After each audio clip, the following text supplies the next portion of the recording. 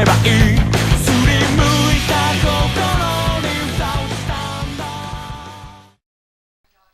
Alright guys, I'm here with a double header today. Since I haven't uploaded in a while, I decided to put two battles together. They're both against Japanese trainers, I believe. This is battle number who cares, because I'm not even going to look to check.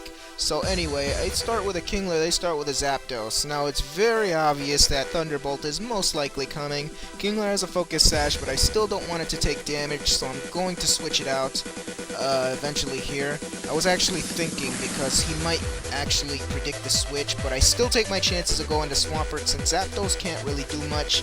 He does go for the Thunderbolt though, and of course it's not going to affect Swampert, so I'm going to go for the Hydro Pump here, predicting the switch. The Zapdos goes for a U-turn just to get some kind of damage on me. As you can see, it does absolutely nothing to Swampert, and he goes into Machamp, which is going to get pummeled by Hydro Pump. It takes about a little over half in damage. Now I'm predicting Dynamic Punch, so I'm going to go into my Gengar.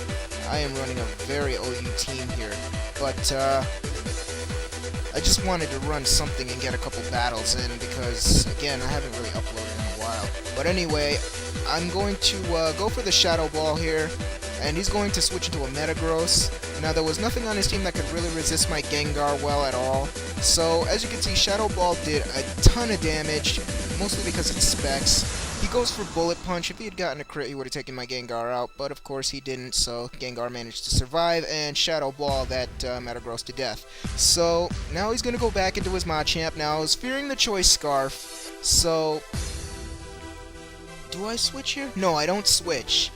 I decided to take my chances to find out if it was Scarfed. If not, Shadow Ball should be enough to kill it. And it turns out that it's not. So I hit it with Shadow Ball and it takes out the Machamp. So all he has left now is that Zapdos.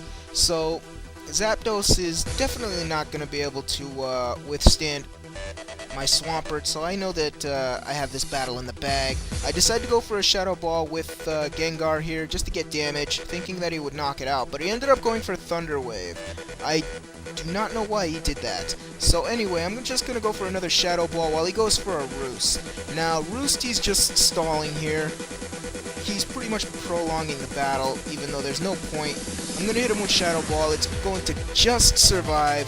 Now, here I'm going to switch Gengar out, since I know Paralysis may come into play here, and go into my Swampert, since it can take the hits the best. He goes for another Roost here, and as you can see, it's not restoring much. So I'm going to go for the Ice Beam this turn, while he goes for another U-turn, which does absolutely jack squat. I go for the Ice Beam, and I add insult to injury by getting the Freeze here. So, luckily my opponent doesn't DC because he's a champ and decides to take the loss like a real man. So, I take this first battle, and yeah, let's move on to the second. So, we have another Japanese trainer here, and oh no, we don't. We have an English player. Why did I think it was a Japanese? But anyway, they start with a Xatu while I start with Kingler. Now, I'm going to go for the Agility here while he sets up a Reflect. I did not know what Xatu was actually going to do because I don't see Xatu much on Wi-Fi at all. So I give him points for that. So I'm going to go for a Brick Break here to break the Reflect. And he's going to go for a Trick Room, which is really bad, especially since I set up the Agility. So I have to choose my next moves carefully. So the second turn the Trick Room goes through, and he's going to U-turn and go into Ursaring now, while I slice it with X-Scissor. I should have went for another Brick Break predicting the switch, but I thought he would actually stay in a Calm Mind.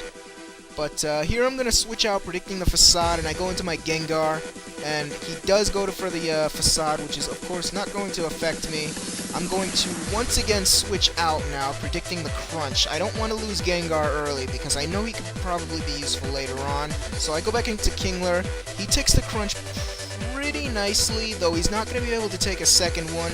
So I'm going to leave it in as Death Fodder, since I know he's most likely going to Crunch again, predicting Gengar. So the Twisted Dimensions return to normal, which means I can send Gengar in, go for a Thunderbolt. I go for Thunderbolt because I don't remember what was on his team, pretty much. And Thunderbolt was the safest attack to go for, so that's going to take out the Ursaring. So now he's going to go back into...